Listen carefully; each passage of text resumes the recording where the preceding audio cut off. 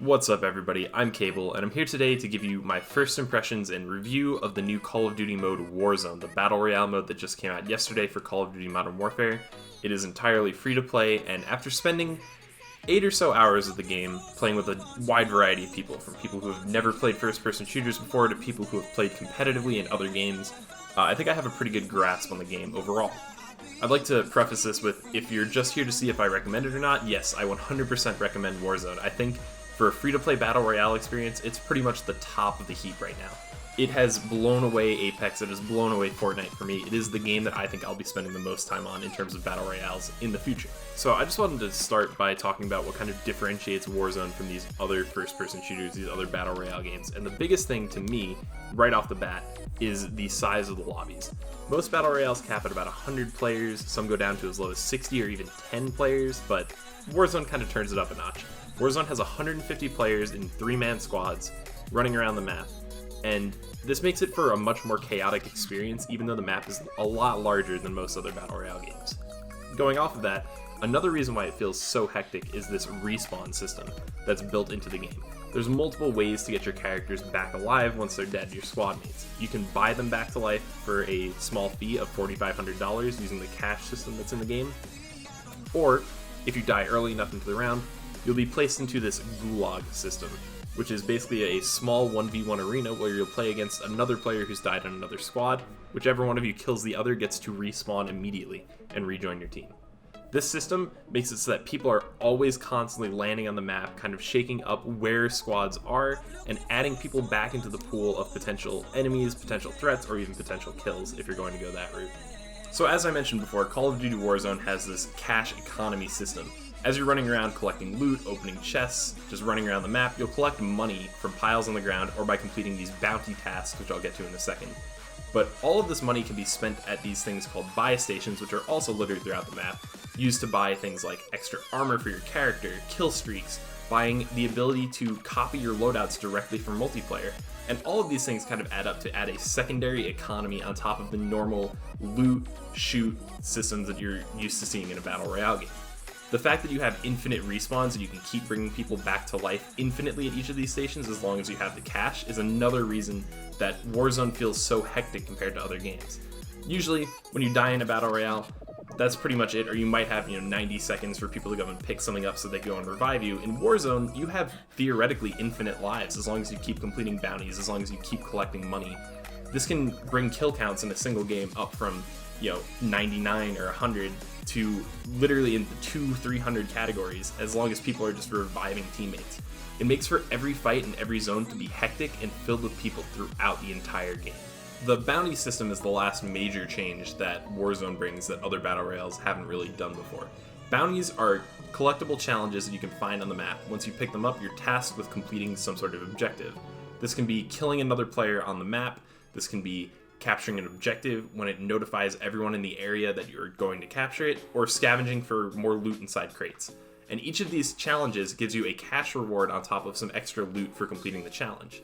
One of the really nice things about this system is that it scales with each additional bounty that you actually complete.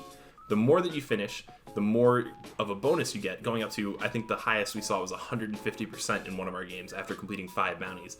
This gives your whole team a humongous influx of money, making it so you can buy extra kill streaks, you can buy armor, you can bring back teammates if they've died in the course of completing your missions. It gives you an edge in those final circles, so that once you've spent all this extra time completing these side objectives, you actually have a tangible advantage going into these final fights. As far as the core gameplay is concerned, it's very much still Call of Duty. The time to kill when you don't have armor is pretty much exactly the same as multiplayer. All the weapons function the same way that you would expect them to. The snipers even haven't really received a change. They still function the same way they do in Ground War, with one major exception, which is the riot shield. If you get that from a crate, weapons will be able to pierce through the riot shield. It is not the invincible bullet stopper that you have in multiplayer. That being said, the time to kill in Warzone is incredibly fast compared to other Battle Royale games. Frequently, you'll get shot and you won't have time to turn around or get back at the guy before you're downed immediately. Now, all that being said, those systems add up to a very satisfying core experience, but that's not to say that Warzone isn't without some small issues. Most notably, the gulag fights at the moment can be horribly unbalanced. You're given a random weapon, usually a pistol or a shotgun for some reason, and a random assortment of tactical and lethal equipment.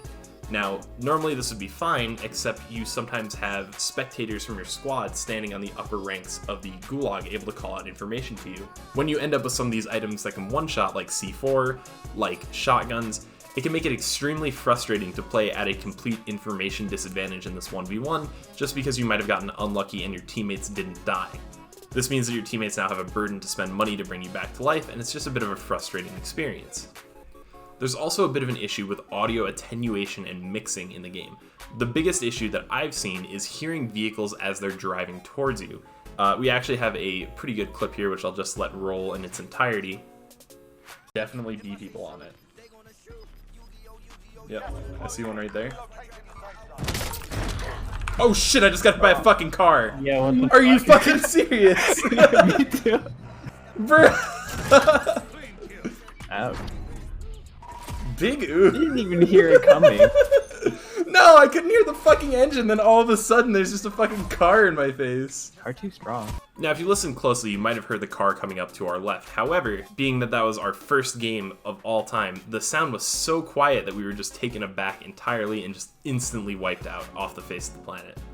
It's a bit frustrating, and in a lot of cases you'll also find that vehicles that have no one in them can tend to be louder than vehicles that are actually being driven, or louder than gunshots.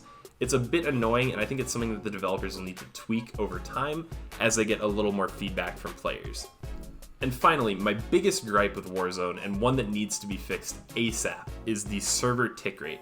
Currently, servers for Call of Duty are running at about 20 ticks, going down to about 12 ticks when there's a lot of people on the map. This can lead to situations where there is intense lag around the map.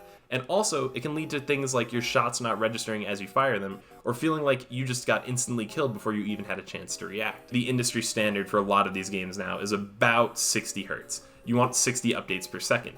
With Call of Duty Warzone running at about a third of that, this is something that I'd like them to tweak in a later update to add a bit more powerful servers so that they can get a much better Battle Royale experience.